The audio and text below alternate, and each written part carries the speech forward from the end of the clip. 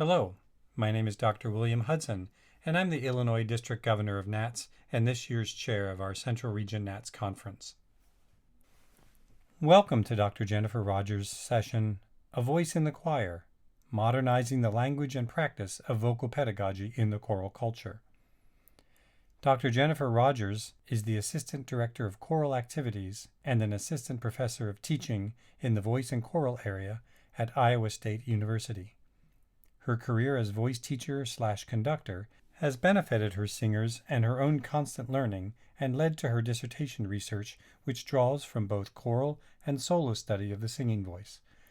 Her published dissertation, from which this session is drawn, is nominated for ACDA's 2020 Julius Herford Dissertation Prize, and her research has been part of a national conversation for common language between NATS, NAFME, and ACDA. Enjoy. Hello, my name is Jennifer Rodgers, and I'm on the choral and vocal faculty at Iowa State University. I am so excited to share with you my research and my passion for the language of teaching singing. From my own training through to my professional positions, I have always been immersed in both choral and solo voice environments. As I modernized my own language and understanding of voice pedagogy over the course of my doctoral degree, it was natural to focus my research on how that language works, or where it doesn't work, in ensemble and classroom settings. I want to say a bit about language as we begin. Our language is a powerful tool in any setting, and aspects of teaching singing charge up that power. We have a history of a master-apprentice environment in singing, with words and methods that have lineage, import, and loyalty. And we also have an explosion of science that challenges our history at times and challenges us to expand into precise technical languages of physics and anatomy. In all of this, we are still teaching an invisible, subjective, and very personal instrument, and our voice studios and choruses are full of hopeful singers that are going to mine our instructions as they look for the keys that will unlock that beautiful or powerful voice that they want. So it's important to realize that the power of language is neutral. Both healthy language and harmful language will be absorbed by our singers, and it will have significant impact. You should have access to a handout for this session, and you may wish to have that in front of you as you listen, or simply use it as a reference going forward. The majority of the handout is a series of reference tables that map common terms and phrases in 3 core areas of singing: respiration, phonation, and resonation, to current recommended use. These are the summary tables of full chapters in each of those areas in my dissertation that dive deeply into a comparative study of the language used by prominent and active voice pedagogues and voice scientists just over the last 10 years. It's my intention that these resources can help you efficiently map your own go-to language, comparing it to recommended practice and areas of concern, and offering healthier replacements if needed. I'll follow the general course of these tables in this session. I'll pull out highlights and examples and weave in areas where ensemble or classroom language may need different treatment. Had we been in person, I would have dedicated time for us to discuss pieces of your go-to language and areas of confusion or concern, and I invite you to jot down phrases and questions and start a conversation with me offline. My research is ongoing, and I would love to engage with you. Let's dive into respiration. Overarchingly, the complication here is not as much about new language, but it is through sorting and updating historical language. Categorically, we have always had many terms for our breath systems: breath control, breath support, management, coordination, dynamic balance, and many of those are still around, although breath support and control are more problematic and have been eliminated from the studios of many voice pedagogues, feeling that breath management and breath coordination is a more accurate way of describing the many moving pieces that are happening without indicating muscular control or specific muscular actions that might become too assertive. As we take in air, the first thing that we encounter is the concept of an open throat, which has some problematic language. First of all, it infers that we can actively do that. And we don't have any muscles that open the throat. We only have muscles that constrict the throat. And so using language of release is better than an instructive to actively open. We also have some language here that is the result of or can promote a misleading kinesthetic map, or how we perceive the sensation of an open throat. We often like to think that cool air mapping is something that indicates that we're getting fresh air, when of course, as we know, it's where there is the most closure. And so, feel the air can be a problematic statement. And this is also where the underlying problem is with yawn and yawn sigh language. Most of us, when we yawn, we might have an open space or a free space at the very beginning of that yawn, but then often it goes into a tenser space where the tongue is pulled back and we feel cool air on the back of our throat, which indicates that that is the area of most obstruction, and so in fact is not opening that space but closing it.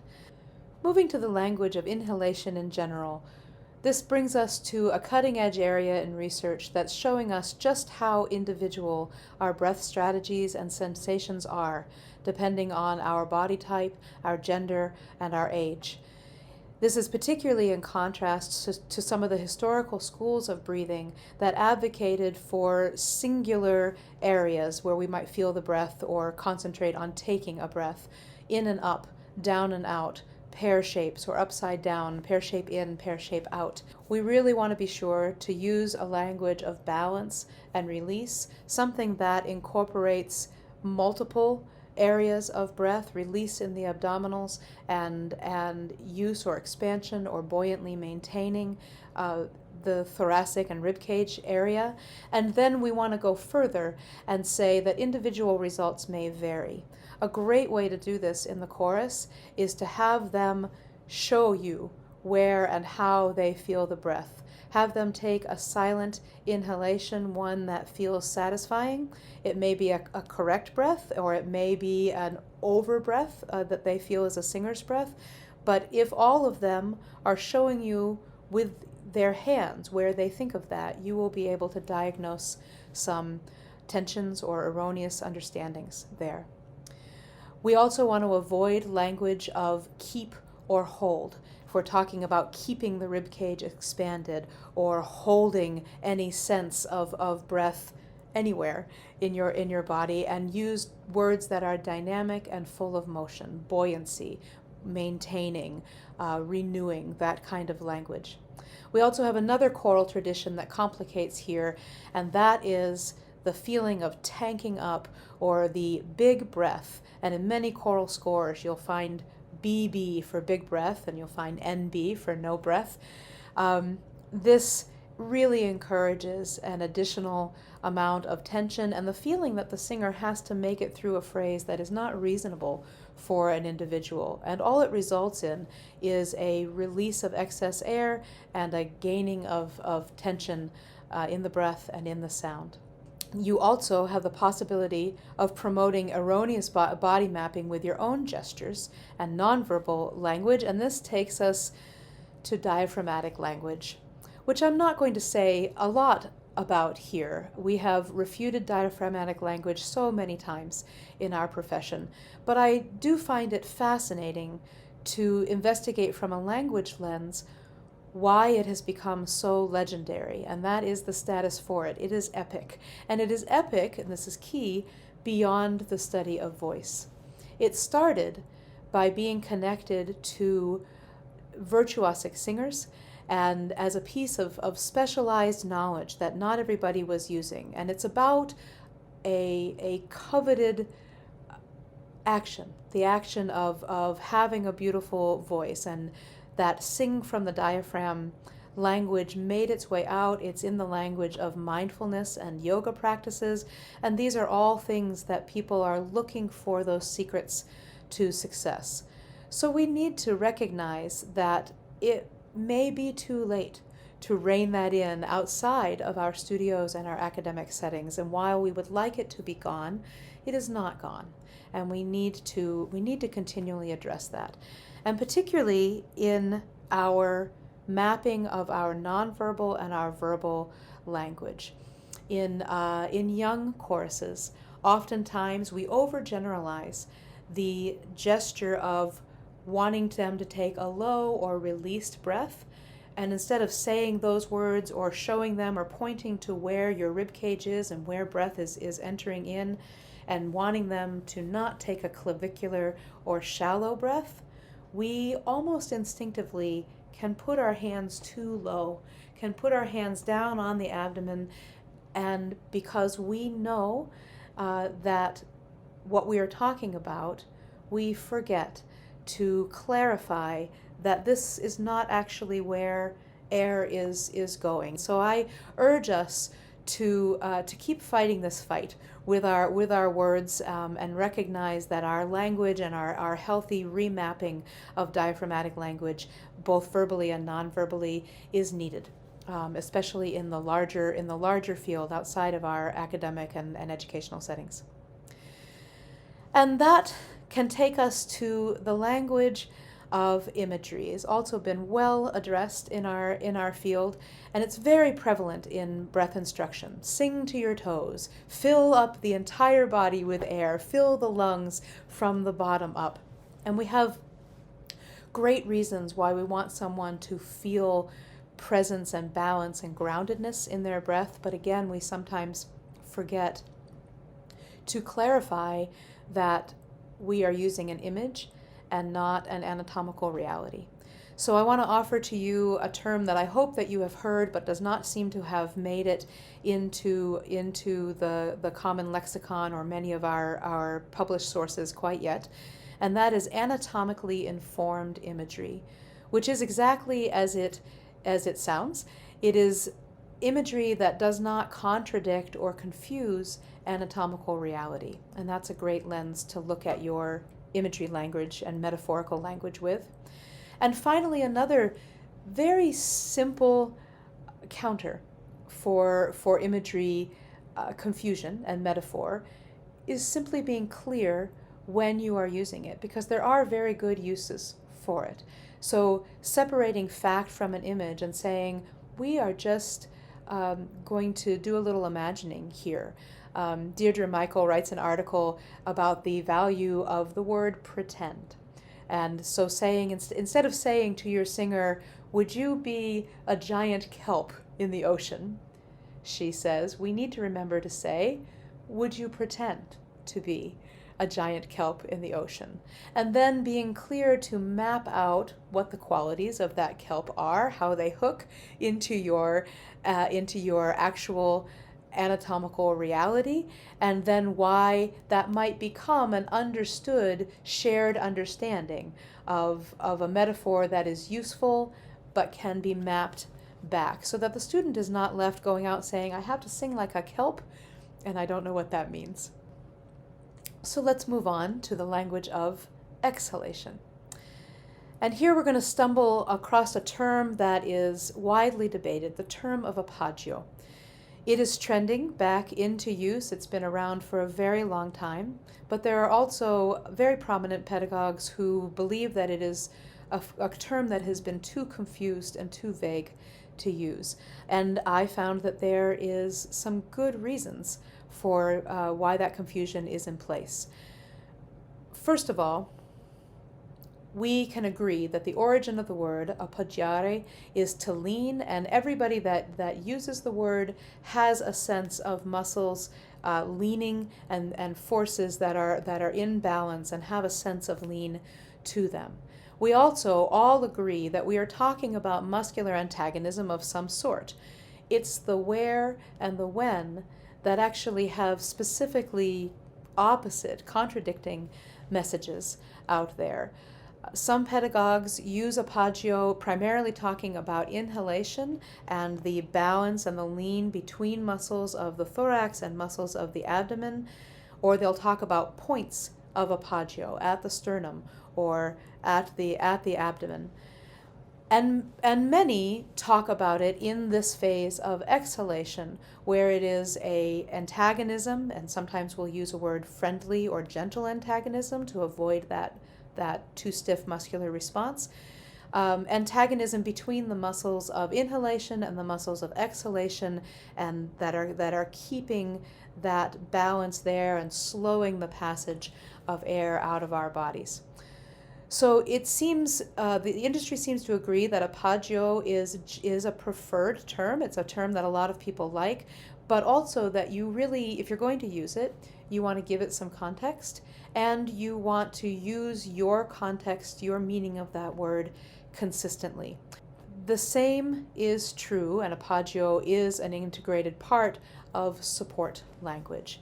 Support easily translates to hyperfunctioning or hypervigilant responses, recruiting muscles and tension that are not needed. A feeling of that support is a strength that singers should feel, and that strength should feel of a certain weight and effort.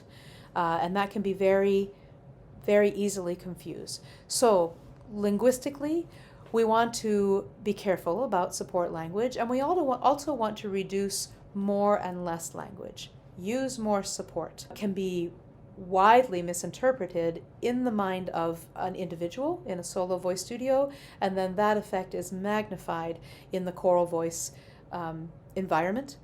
And so at the very least, replacing better than more, that's marginal, or find a well-supported sound. And if you do that with context of what you are not talking about, that can be helpful. The same is true for use more air.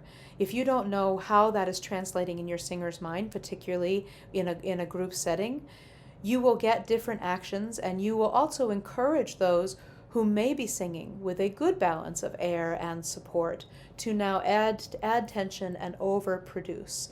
So using conditional language. I am hearing this, and I wonder if some of you might place your attention on X, or use a steadier stream of air and stay with a loose, flexible, athletic stance under your sound.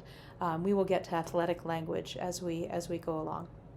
Finally, in exhalation and to the end of this respiration section, we do in the choral setting need to counter the pedagogy of enthusiasm and general messages of the communal wall of sound that is going to raise a great and joyful noise.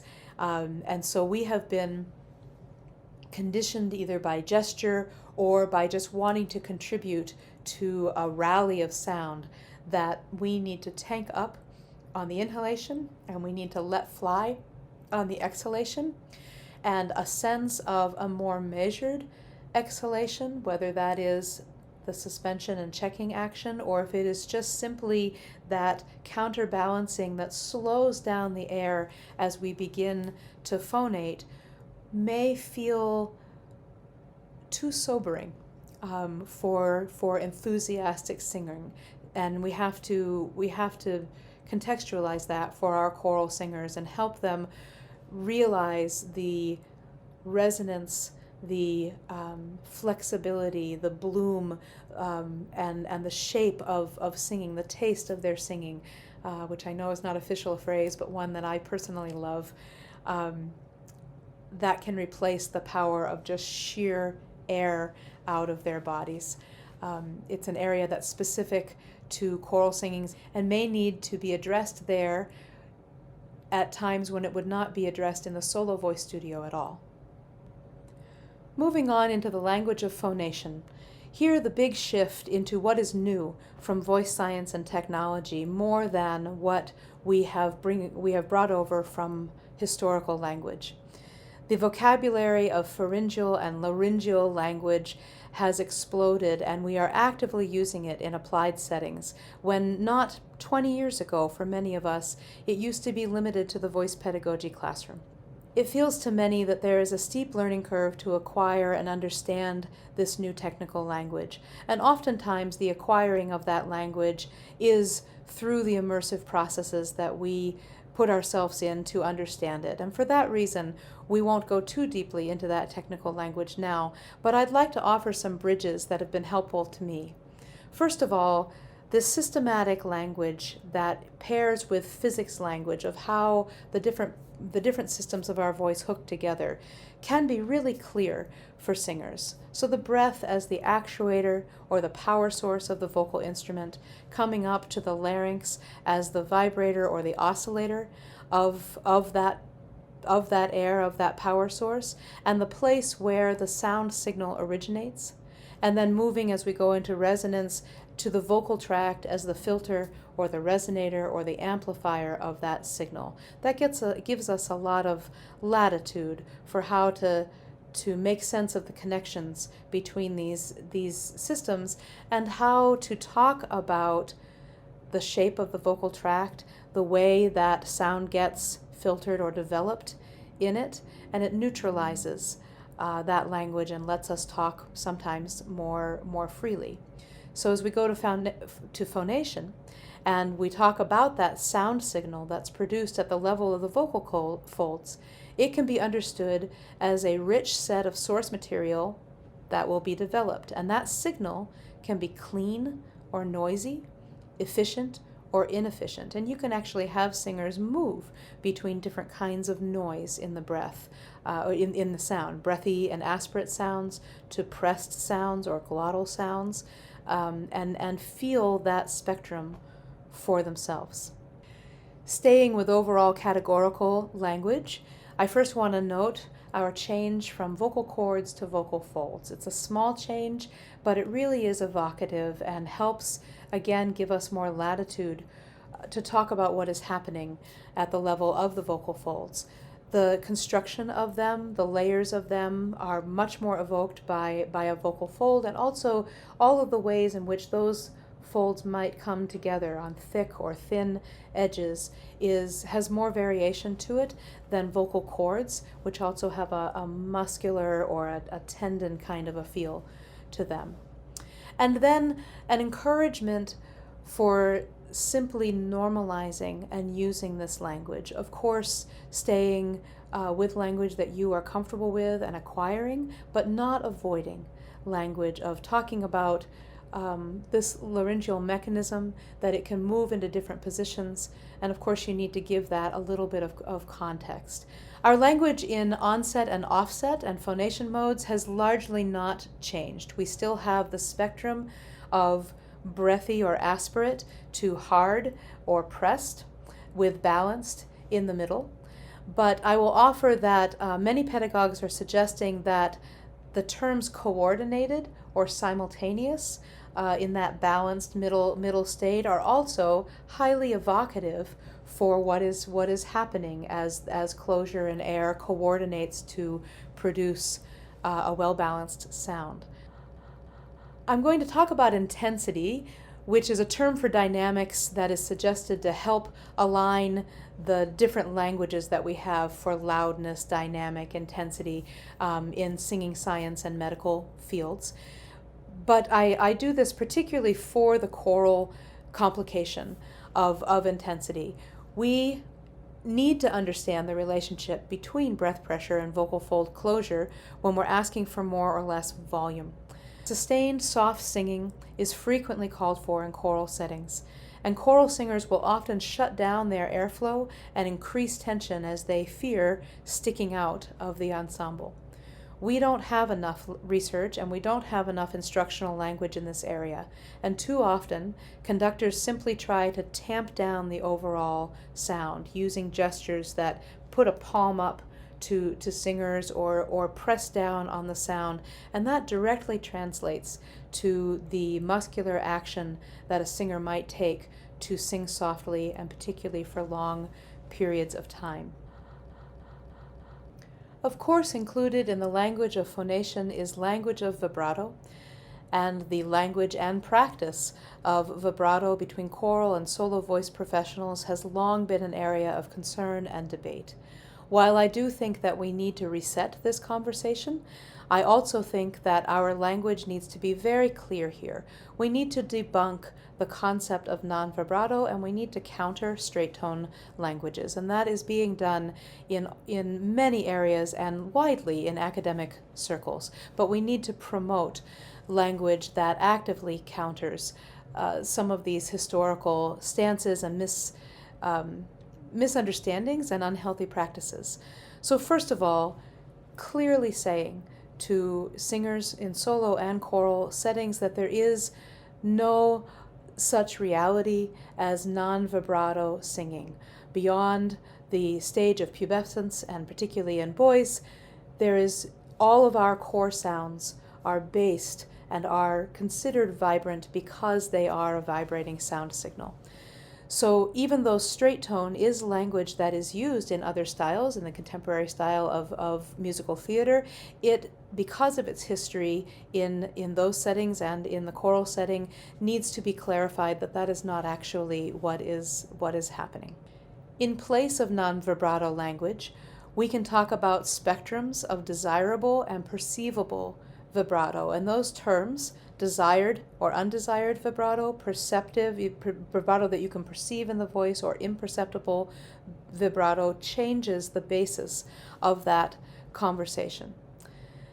We can also be clear that undesirable vibratos, or lack of vibratos and tension or leaning or pressing into the sound, comes from many sources, and that asking for less without discerning the source will only add to the problem. So as we reset the conversation on vibrato, I encourage us to use the neutrality of science and to acknowledge a spectrum of desirable sounds that are also able to be healthily produced to match the wide spectrum of sounds that are wanted in contemporary and commercial music, in classical aesthetic music, and in all of the various music in the choral setting. Lastly, I'd like us to talk a bit about the language of registration, which is still widely varied with many terms and systems that are still actively in use, but those terms are often more synonymous than not. I'm showing you a chart on your screen of compiled registration labels. The gray bar across the top is the numerical mode system that is in prevalent use in Europe and only limitedly used here in America so far. But you can see, particularly under Mode 1 and Mode 2, many different versions of these areas of the voice. Chest and head voice, for a while, were terms of concern, but now have turned around and are coming back into a common trend because they are terms that singers really can identify with, and we can link them to historical lineage that makes enough sense. Though we may need to contextualize that where those vibrations are actually happening. In general, it's important to choose a system, to be consistent, and to give it context. And then, as you can, offer some comparable language to help singers understand the terms that they may be countering in other professional settings or other choral settings. I also like the addition of labels for choral voice parts, of choral soprano, choral alto, etc., that help both the singer and their teacher and conductors differentiate between the appropriate voice part for them in a choral setting based on tessitura and need and weight of voice, and how that may be a different category from a label that they might have in solo study, and allowing them to be able to move freely between those labels rather than needing to make them exactly the same. I think that is a helpful addition to our language here. Our third and final area of focus is resonation. And I'll first move back to that basic technical language of the vocal tract from the vocal folds through to the sound passing out of the mouth is the filter or the developer of a sound source that began at phonation. I think that gives us a lot of places to move about the various areas of development and how they contribute to the sound and enhance or dampen frequencies. The language of free and forced resonance cannot be overstated. It is something that I have never had described to me in a choral setting or actually outside of a voice pedagogy class, and something that I find very, very illuminating for the sensations that I feel and how they do or do not change the sound that others will hear. So free resonance, public resonance, sympathetic resonance is anything that passes through, where air passes through a resonant cavity and is able to exit the other side. It impacts the sound that is heard outside of the singer, and it is the focus of our vocal acoustic language. Forced resonance, or private resonance, I think as McCoy calls it, impacts the singer, but not the actual sound, and it is highly individual. This resonance is the source of much of our placement language, which is problematic, and we'll talk about that in a second. It's the source of that head and chest voice registration language. And an overarching caution here is to avoid a blanket statement of "it feels like this." So going back and recognizing that individual sensation is paramount, and we need to allow for it in many, many areas of our instructional language. There is value in having the singers understand and be able to picture the vocal tract and the various postures that it can adopt. A common metaphor for that is megaphone language, whether the vocal tract is slightly shorter by a speaking position or slightly raised larynx and perhaps a wider mouth position, or whether the megaphone is inverted and the vocal tract is longer for more classical aesthetic, which involves a more closed and rounded mouth, and it involves a slightly relaxed larynx or lowered larynx, and again making sure that these contextual terms are in there. And then in the middle of that aesthetic, of that longer vocal tract posture, is language around raising the soft palate. Our nonverbal language has reinforced the notion that raising the palate is a vertical only action, and this encourages a muscular response that is too hypervigilant. It can raise the palate too strongly, and it can also take with it a raising of the larynx. More accurate is that the raising of the palate is a broadening and flattening motion. It is both horizontal and vertical, and giving singers that sense of a raised palate that goes like this, whether it is verbal or nonverbal, helps them identify this sense of space that they need as sopranos and altos ascend into their higher range, and in other settings as well. So it's an area where we really need to line up our verbal and nonverbal messages. We've mentioned placement language, and that our private sensations of resonance are often the basis for some of the instructions that we give there and some of the images that we have around singing, bouncing things off the hard palate, or singing in the mask. And while the focus of certain vowels may have a similar area of sensation for many singers, we always need to acknowledge, first of all, that the individual sensations will vary. There's some helpful language here that comes from a variety of sources. Scott McCoy notes the illusion of placement, and that gives that language a little bit more latitude. This is a place where we could place attention rather than sound. That comes from Brian Manternack. And crucially is cause and result language, which is the lineage of Richard Miller, and it is used by Scott McCoy, Ingo Tietze, John Nix, and many others. And understanding that the sensations of resonance that we feel are the results of coordinated function and not the origin of that function. We don't place a sound in order to get the resonance from that sound. We get the resonance from that sound with good closure, with good balanced breath coordination, and the result of those systems functioning together may have singers identifying a place where a certain sound in a certain range on a certain vowel may consistently want to go. Again, that looseness of language is important and more helpful for singers being able to describe their feelings. And so this is another area where you can ask singers in a solo setting and importantly in a choral setting to show you, to give their own gesture of where they are feeling a sound that you like.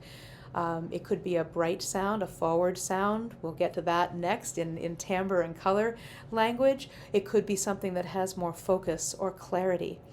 And they can show you what it feels like to them, and it will likely be similar. It might be somewhere here in the mask area or in the cheeks, but it's important for them to dictate and not for you to dictate that language.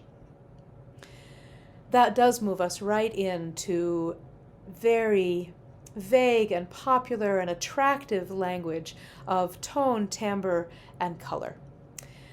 We have so many colorful subjective terms that make sense to us. Bright, light, forward, back, heavy, warm, rich, tall. All of those terms are attractive to use, and they are also highly subjective. And they can be widely interpreted in ways that you may not be able to discern in individual singers and certainly not in choral settings. A great way to be able to use that language, a couple of great ways. One is to again return to spectrum language. Have singers make sounds that to them move along a spectrum from bright to dark, or from light to heavy, or from forward to back. And then allow them to land in a place that is in the middle of that, and see if that is a sound that is a balance that you are hoping for them. That balance is an agreed upon desired quality, and the language of chiaroscuro in the classical aesthetic remains uncontroversial. It's a term that can really accurately describe different colors that we want to be present in the voice at the same time. So offering that term to your singers, explaining with synonyms the meanings of chiaro and light, bright, focus, brilliance, giving them a palette of options for that, and on the other side for scuro, and being able to wrap in warm or rich or depth in that sense of what scuro is, talking about both of those sounds being present in the voice and helping them move between those spectrums in order to land in a place that is satisfying to them, satisfying to you, and doesn't leave the interpretation of color words to chance.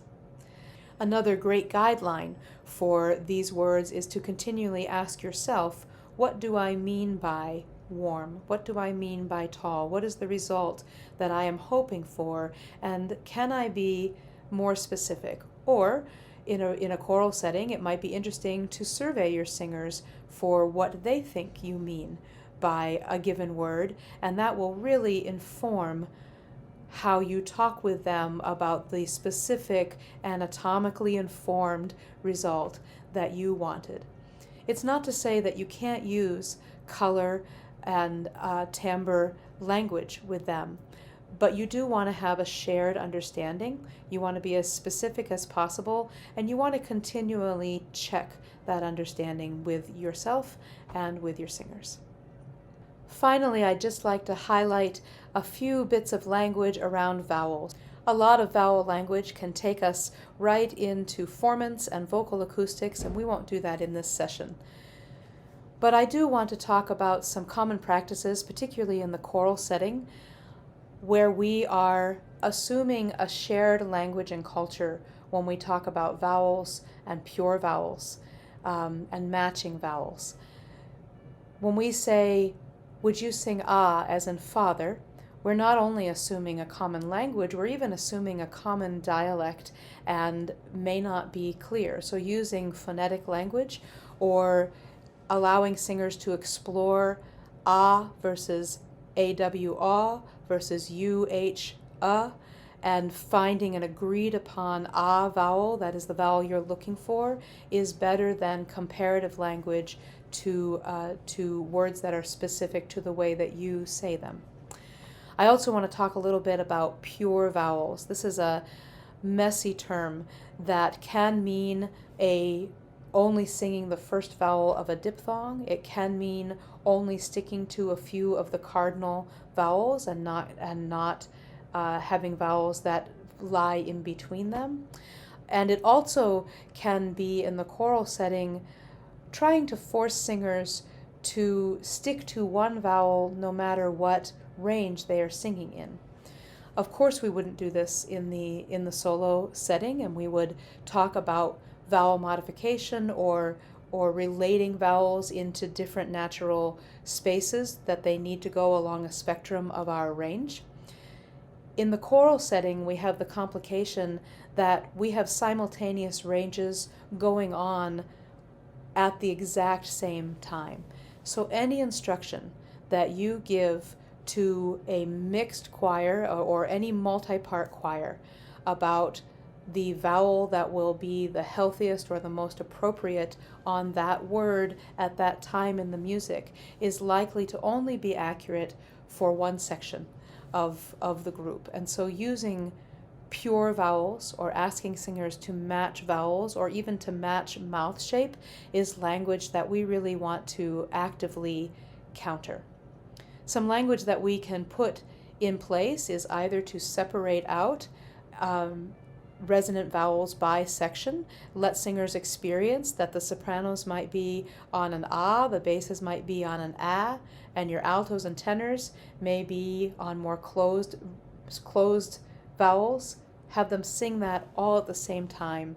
And there's some great language around collective resonance or matching resonance, though you do still need to contextualize that term.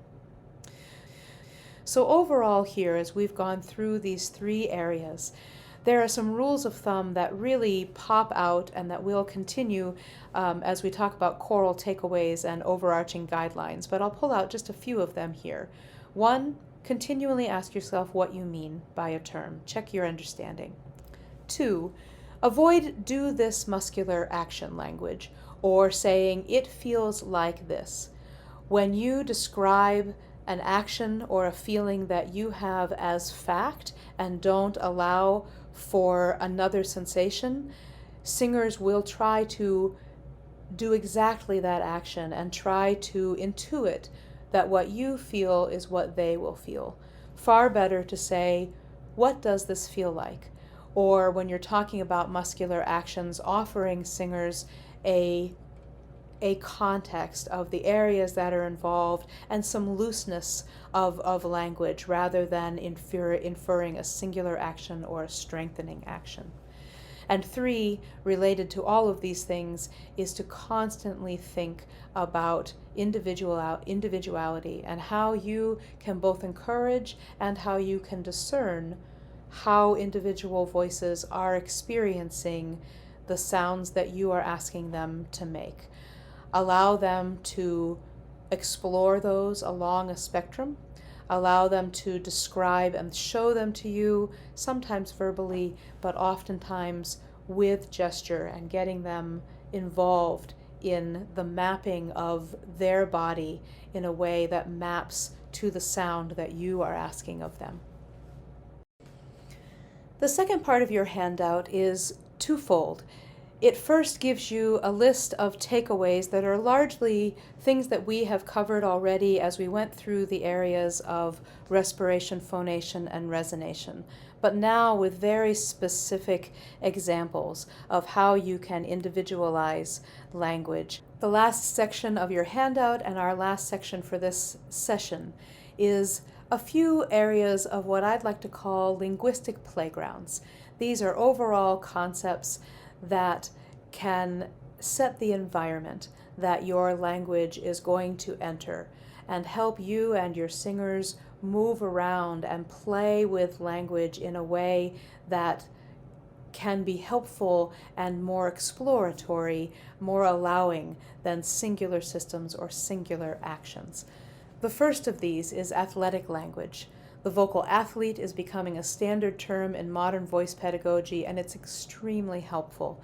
The basic stance of athleticism, one that applies flexibility and agility, toning and stretching, balancing and exerting, or what I like to call the right kind of work, that allows that it's not always more is more. And we need endurance, we need balance, we need dynamic motion rather than virtuosic displays. This understanding may be very crucial for choral singers as they stand in rehearsals, as they feel like an ensemble that is sometimes less invited to move, and that can bring into them a stillness or a collapse or a lack of energy that can really be problematic and make all of the other language, when we talk about their various vocal postures, less likely to be successful. So talking to your singers as athletes, encouraging them to be accountable for their bodies and for their mindset, and to feel that thrum of connection and that readiness can really change the environment that we are working in. I'd also like to raise up to you that we need to be aware of the interdependence of systems, that diagnosing problems, that talking with singers about sounds that you are hearing may come from differing sources. It may come from the system of respiration, the system of phonation, or a combination of those things. And so being careful to both acknowledge that and to diagnose or think about the multiple sources of a problem, particularly within the choir. If you are hearing strained voices in the tenor section, or if you are hearing inconsistent timbre in the alto section, you might go to registration, or you might go to closure and a different aspect of phonation, or airflow, or over-breathing, or a way of tightening an articulator, or narrowing in on an incorrect sensation further up the chain. We've talked some already about kinesthetics, and that is a playground, a physical playground that can really add to your verbal language of having singers gesture and body map and show where their awareness is. And I'd like to add to that the whole field of study of motor learning and how valuable practice that can be. In the choral setting, we are often concerned about rehearsal management and being able to get through enough, and maybe not feeling like we have the time to pause and let singers repeat without our verbal instruction, letting them place their attention and notice something in a moment of quiet, and then experiencing something immediately after you have talked with them about it and offered an instruction. Don't pile on verbal instructions without letting them experience things in smaller doses. Even though it may take a little time to have these pauses or repeats, it will, in the long run, make your rehearsals more efficient and allow singers to absorb concepts and consolidate knowledge that then you won't need to verbalize continually. I cannot leave a session on language without talking about the overt importance of vocal health language. It's imperative, and it should be non-negotiable. I hope that you will talk about vocal health from the moment that you meet your singers. You will encourage them to talk with you whenever they feel the need to do so, bring concerns to you, and if you don't have the answers or can help them, that you have a network out to other vocal professionals that can jump in and engage with them about their vocal health. Within the course of a choral rehearsal, take a few seconds to check on the fatigue level of your singers and have ready strategies to respond to what you see there. Let them take a moment to sit, to hum, to breathe, to roll over and readjust their bodies. And these small practices will not only release tension, but will continually convey to your singers that talking about vocal health is your intention and your invitation to them. And that is a very important message. Finally, I'd like to offer that a major conclusion of my research is that choral singing and solo singing might better be considered as parallel cultures in studied voice, and that we need to be able to talk freely about the different demands, the strategies, the instructional language that may be needed in each setting.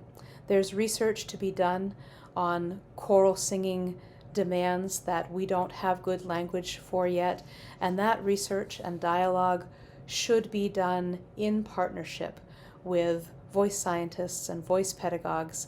And I hope that this session in choral and solo shared language will also help us foster the next conversations about areas of different need and different aesthetic that can also be produced healthily and develop separate languages that each get us to our peak of performance. Thank you so much for joining me in this session. I do wish that we had been able to be together in person, and I know that our dialogue there about our own individual languages would have been fun and illuminating for all of us.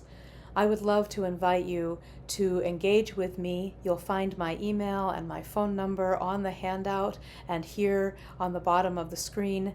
And I invite conversations about vocal language in any setting. My research is ongoing, and I would love to make a connection with you.